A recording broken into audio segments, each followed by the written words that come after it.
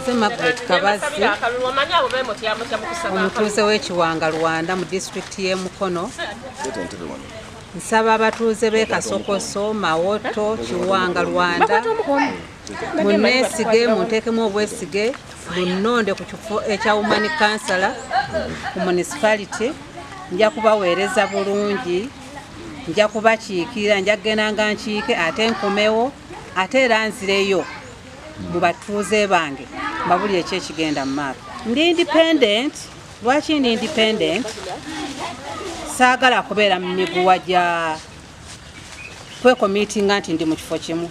Njagala nnyo okuweereza ebibiina byonna, y'ensonga lwaki ndi independent. Era siina gwe ngamba nti ono simuweereza, ngenda kuweereza abatuuze bonna kyenkani. Ekisooka byonna ntereezezza amaka. Amaka gabadde mangi nga gayooga. Nsomesezza abaana baffe ab'obuwala n'ab'obulenzi okubabudaabuda okubazaamu amaanyi. Ekiseera kibadde kiwanvu kya myezi 7.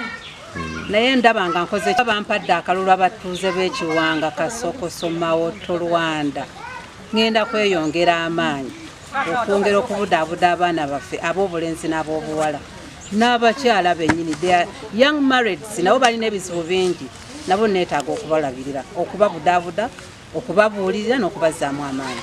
Ndi wano nga nsaba Katonda alungamye abantu bonna ab'ekiwanga Rwanda, Kiwanga Kasokoso ne Mawoto.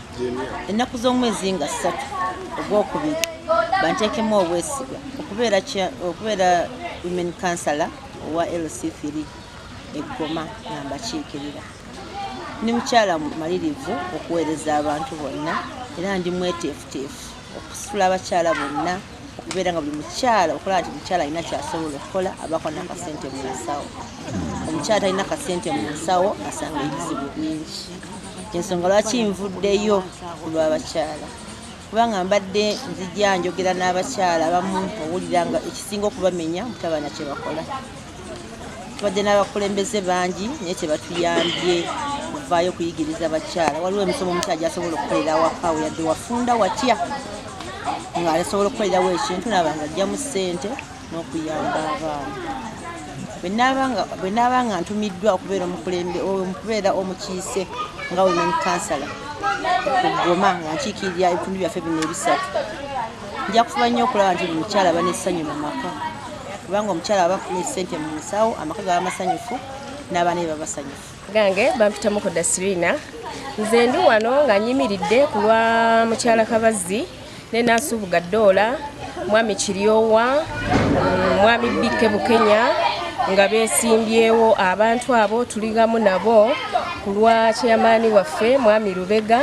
Tubasabira akalulu, twagala mubateekemu obwesigwa naddala bonna nga bakandidate bwe tubaleese. Tusaba mubateekemu obwesigwa, tubasindike mu bifo ebyo bye baagala, bajja tukolera bulungi ng'era bwe babadde bakola. Essaawa ejja tutuusa ku ekyo kye twagala, kubanga twagenda okitunulamu okuva edda nedda. Emmabega gye tuvudde y'essaawa gye twayitirako. Kati ku ssaawa eno mu maaso twagenda okitunulamu nga tetusobola kugenda wantu walala nga tulina tambulira ku ssaawa eyo, era abantu bagyesiga mu kusooka era n'omulundi ogwokubiri bajja gyesiga, bagifunyeemu ekyamakulu. Ekyokulabirako omulimu guno gwe baliko ogw'abaana si mulimu mwangu ate nga gwa bannakyewa. Abazadde mwonna mbakubira omulanga buli alina omwana ow'obuwala n'omwana ow'obulenzi ayeetaaga okuteekateeka mumuleete ew'omukyala Margaret Kabazi. Agenda kukwatibwako, agenda kutendekebwa awatali